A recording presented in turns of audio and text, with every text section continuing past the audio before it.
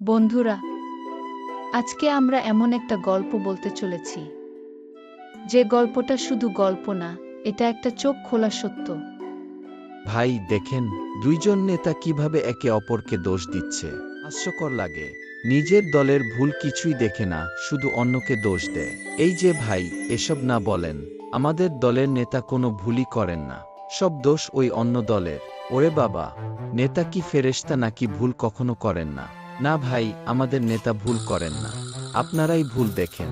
একটা কথা বলেন, ধরেন আপনার নেতার ভুল প্রমাণ পেলেন, তখনও কি বলবেন তিনি ভুল করেন না? তাদের তর্ক বিতর্ক চলতেই থাকে, এরপর তারা চায়ের দোকানে চলে গেল। মানে সত্যি ভুল করলেও আপনি ভুল দেখবেন না, তাই তো? দেখেন, এগুলো আসলে মিডিয়ার চালাকি।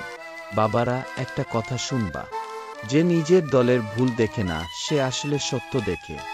চাচা, আপনি তো সব জানেন, কিন্তু দল না ধরলে চলবে নাকি?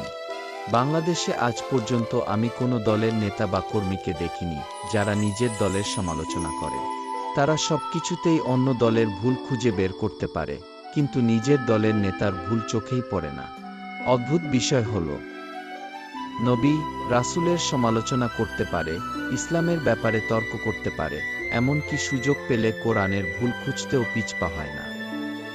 কিন্তু নিজের দলের নেতার ভুল, সেখানে গিয়ে সবাই চুপ। এ যেন একটি অদ্ভুত মানসিকতা। নিজ দলের নেতা নিখুঁত, অন্য সবাই ত্রুটিপূর্ণ। এ কারণে সমাজে সমালোচনা শুধু অন্যের ঘাড়ে চাপানো হয়। অন্য দলের কর্মী ভুল করলে তা দেখা যায়, কিন্তু নিজ দলের নেতা ভুল করলেও তা কেউ দেখে না। সত্য কথা হলো, যেখানে নিজের ভুল খুঁজে পাওয়া যায় না, সেখানেই মূল ত্রুটি লুকিয়ে থাকে। আমি বুঝেছি ভাই, ভুলকে ভুল বললেই দল আরও ভালো হয়। এটাই তো, দলের উন্নতি মানেই দেশের উন্নতি। চল ভাই, এখন এক কাপ চা খাই। আজকে মনে হয় তুমি আসলেই শেখলা কিছু।